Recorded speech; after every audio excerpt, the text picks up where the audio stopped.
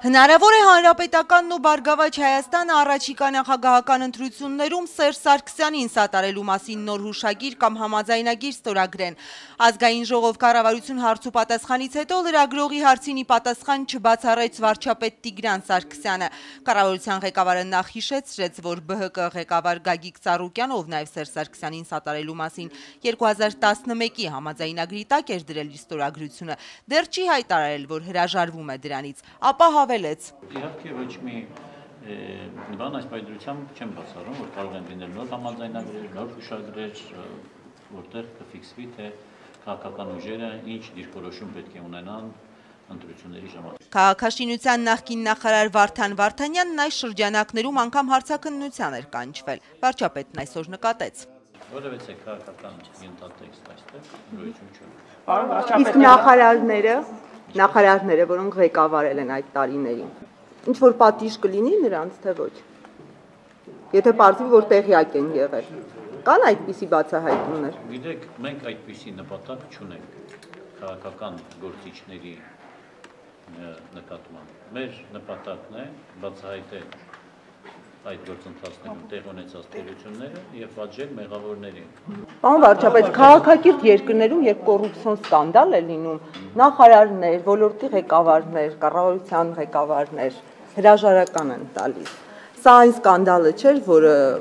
արժեր հրաժարականի։ Որ սկանդալի նկատմամբ։ Բացահայտումները, գնումների ոլորտում բաց թողումները, չարաշահումները։ Ի վերջո կառավարության ղեկավարը դուք եք եղել այդ ընթացքում։ Այսինքն դուք շարունակում եք այն թեզը, որին ես արդեն պատասխանեցի։ Այդ քաղաքակիրթ երկրների փորձը շատ բազմազան է։ Ուրեմն իհարկե կան դեպքեր, երբ որ այդ սկանդալների արդյունքում պաշտոնատար անձին պատժվում են, ինչը նաև տեղի ունենում Հայաստանի Հանրապետությունում եւ այդ օրինակները առկա են այսօր, որ մենք պատժում ենք մեղավորներին,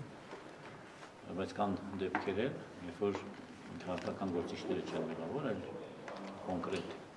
երևույթների համար կամ կոնկրետ պատասխանատուներ, որոնց նկատմամբ քրեական գործեր են հարուցվում եւ նրանք կրում են իրենց պատիժները։ Հենց որ այդ քաղաքակիրթ փորձից երկուսն էլ Հայաստանի Հանրապետությունում նույնպես առկա են։ Տիգրան Սարգսյանը այդպես էլ հստակ պատասխան չտվեց թե իր հրաժարական ներկայացնելու, թե իր պաշտոնանկության մասին ճեպազրույցում հնչած բազմաթիվ հարցերին։ Խոսեց նաև արտգործնախարարության շենքը վաճառելու մասին, ասաց դրանով լուծվեց 3 խնդիր՝ արտգործնախարարության, արդարադատության նախարարությունների շենքերի խնդիրը, նաև քաղաքում բարձրակարգ հյուրանոցի կարիք կար, դրա տեղն էլ գտնվեց։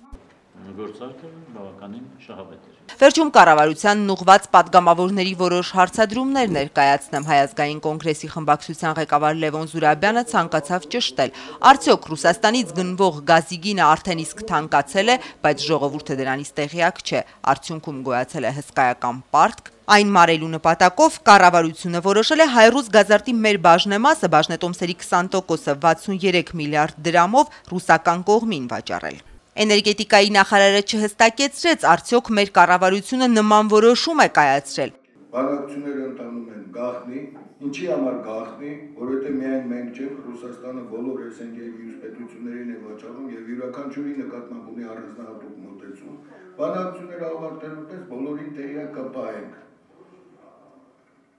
Այս պահին նման հայտարարություն անել, որոշում կա, չկա, այս պահին չունենք տենց որոշում։